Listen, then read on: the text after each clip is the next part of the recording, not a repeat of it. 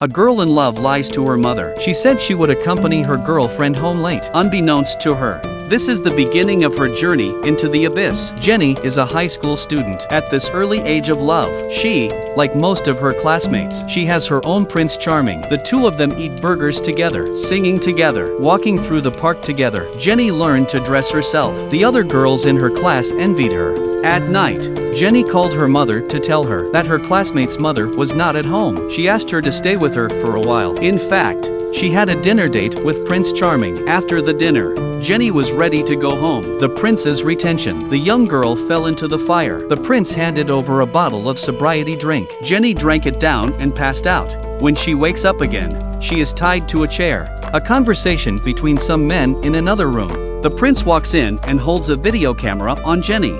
Then some guys in stockings. Some guys in stockings and hoods came in. Jenny begs the prince. One hooded man gags Jenny with a stocking. The prince smiled wickedly with the video camera. The original gentle boy turned into a wolf. Jenny was violated for the first time in her life. Not only that, they also sold the video to the black-hearted network for a certain benefit. In order to get Jenny to commit the crime again, they have uploaded the video to the internet as blackmail. Watching the video of her humiliation, she dared not tell her family. Do not dare to report to the police. She could only cry in secret. Her mother thought her good girl was asleep. The aggrieved Jenny could only go under the covers and cry. She wanted to get away from this humiliating place. She told her mother if she could move. All she knew was that her daughter had been acting strange lately. She kept scolding Jenny.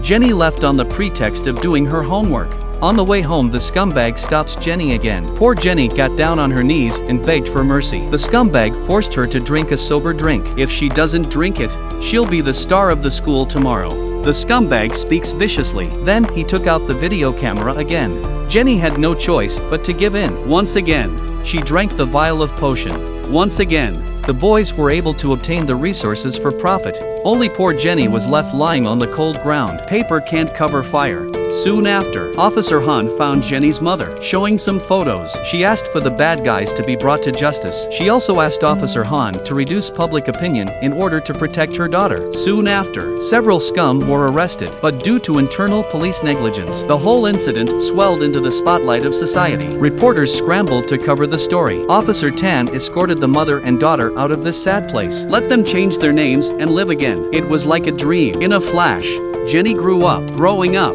Jenny worked as a teacher in a school, soon to be married. She seems to have forgotten everything in the past. One night after work, Jenny came back to the office. She saw the coffee on her desk. She thought it was a gift from a classmate, picked it up and drank it. She slowly lost consciousness. The next morning, the class monitor woke her up. When she woke up, Jenny's body was sore. She had the same strangulation marks on her wrists as when she was a child. She refused to remember what happened when she was a child. She ran to the bathroom to clear her head. Suddenly the phone rang. The horrible shadows of her childhood resurfaced. Looking at the message on the phone, he couldn't believe his eyes. The scene in front of her seemed to take her back in time. An indecent video came on her phone. She sent a message back asking who the person was. He is not stupid. How can he tell her? She had to guess. She replied that the person had sent the wrong message. Then another video was sent. The scene was the same as the one back then. She was devastated. She walks down the hallway in a daze. The student touches her phone.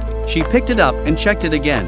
Indeed, the nightmare had begun again. Another rainy night. She drove wildly. She thought of Officer Han, who had helped her back then. She found him, but he wasn't the same officer anymore. Because of what happened back then, he had quit his job and opened an internet cafe. Jenny told him that the same thing happened again. Hope to get the help of Officer Han. Don't let the same thing happen again. Her cell phone rang again in class. Classmates picked up their phones. She panicked. The students picked up their phones and talked about it. A short time later, the classroom was quiet. All eyes turned to a girl in the class. It turned out that the group was posting indecent photos of this girl. Jenny asked the class president to collect all the students' cell phones. She ran out after the girl. She found the girl on a park bench. She took her to her office. Jenny learned that the girl's name was Lucy. She had been tricked into going to the warehouse, and then she drank the same drink. And the next thing she knew, she didn't know anything. She gets up to comfort Lucy. She found Lucy's slippers and the class president had seen them in one place. Jenny didn't think much of it and went home. The next day after school, Jenny left Lucy to talk to her. She asks her about her relationship with the class president. Lucy told Jenny. A year ago she liked the class president. After she confessed her love to him, he asked her to come to his house. He took a picture of himself for her and had sex with him.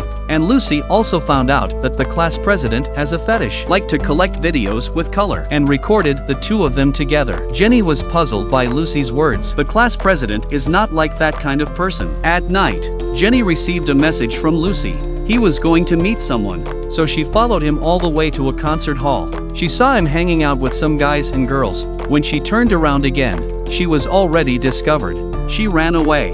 A few boys chased after her. Suddenly a man pulled her into the alley. Officer Han appeared just in time to get her out of danger. They talked about what happened back then. Officer Han told her he was the one who leaked her story back then because he was threatened by a reporter. Otherwise, he had to take off his uniform. Officer Han said he was sorry. He took off his uniform because he felt guilty. Officer Han went back to the concert hall.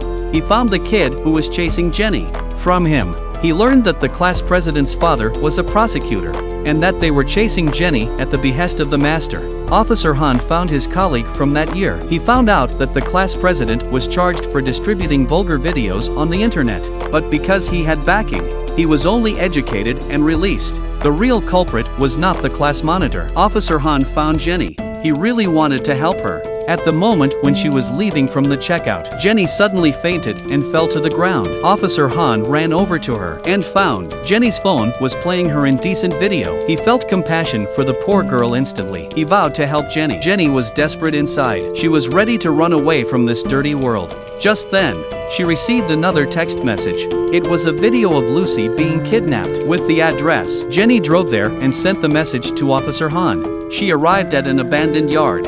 She saw on the table a bottle of sobriety potion that she had drunk several times to save the girl in her class. Jenny did not hesitate to drink it. When she woke up, she saw a group of boys. The class president was also inside. Jenny looked at the class president with a pleading look. The class president told Jenny that he was forced to do it. Jenny asks where Lucy is. Lucy shouted and pushed her way out of the crowd.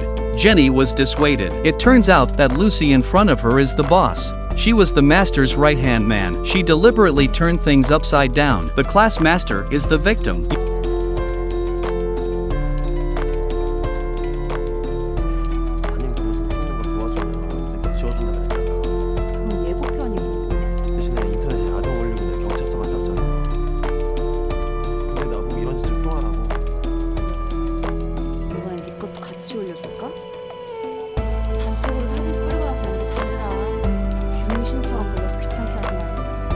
Just as they were filming Jenny, Officer Han came in. Officer Han was also stripped naked. That's when the police came.